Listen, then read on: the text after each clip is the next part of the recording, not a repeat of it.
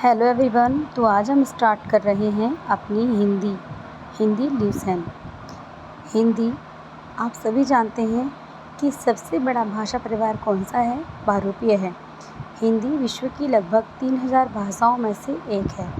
आकृति और रूप के आधार पर अगर हम देखें तो हिंदी वियोगात्मक या विश्लिष्ट भाषा है। हिंदी को दो नामों से जाना जाता है, वियोगात्मक भाषा या विश्लिष्ट भाषा। हिंदी भाषा परिवार के आधार पर 4 परिवार हैं। भाषा परिवार 4 हैं, जिनमें बहुरूपीय 73%, द्रविड़ 25%, ऑस्ट्रिक 1.3%, चीनी तिब्बती 0.7%।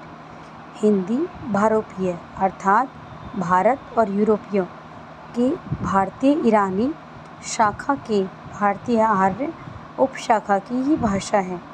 भारतीय आर्य भाषाओं को 3 कालों में विभक्त किया गया है। अभी यहाँ हम देखेंगे प्राचीन भारतीय आर्य भाषा, जो 1500 ईसा पूर्व से 500 ईसा पूर्व तक थी, और इसको वैदिक संस्कृत या लौकिक संस्कृत के नाम से भी जाना जाता है। मध्यकालीन भारतीय आर्य भाषा, जो 500 ईसा पूर्व से 1000 ईस्वी तक थी, इसको पाली, प्राकृत और अपभ्रंश के नाम से जाना जाता है। आधुनिक भारतीय आर्य भाषा, जिसको 1000 ईस्वी से अब तक माना जा रहा है, इसमें हिंदी और हिंदीतर भाषाएं थीं, जिसमें बांग्ला, उड़िया, असमिया, मराठी, गुजराती, पंजाबी, सिंधी आदि भाषाएं थीं।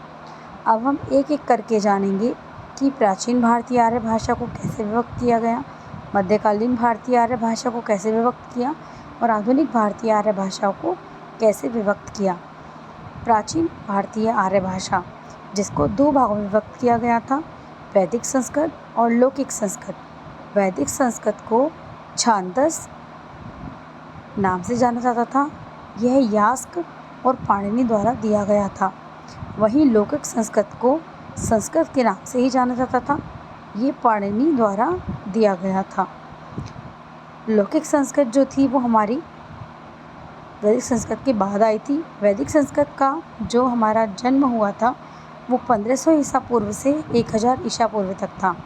वहीं लौकिक संस्कृत 1000 ईसा पूर्व से 500 ईसा पूर्व तक था। तो ये हमारा अभी हमने प्राचीन भारतीय आर्य भाषा का विवरण दिया। अब हम करेंगे मध्यकालीन भारतीय आर्य भाषा, जिसको 3 भागों में विभक्त किया गया।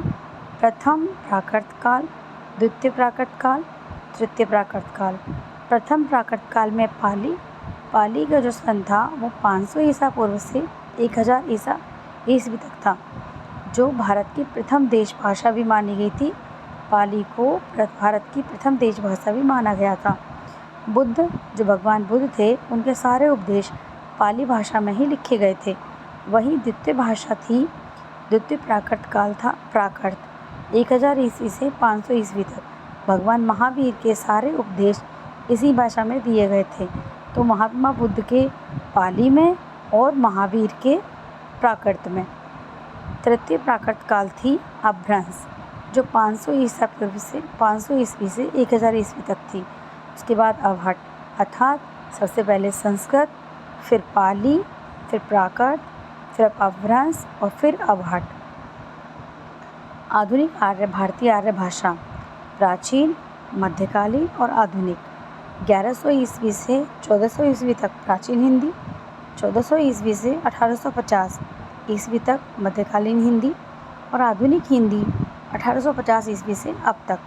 हिंदी की आदि जननी संस्कृत है। संस्कृत पाली प्राकृत से होती हुई अपभ्रंश तक पहुंचती है, फिर अपभ्रंश अवहट से गुजरती हुई प्राचीन या प्रारंभिक हिंदी का रूप ले लेती है। हिंदी भाषा के इतिहास का प्रारंभ अपभ्रंश से माना जाता है। हिंदी का विकास क्रम है, आप लोग याद कर लीजिए, संस्कृत, पाली, प्राकृत, अपभ्रंश, अवहट और प्राचीन या प्रारंभिक हिंदी। तो अभी हमने हिंदी भाषा का विभाजन किया। आगे का टॉपिक नेक्स्ट वीडियो में। Please like, share and subscribe. Thank you.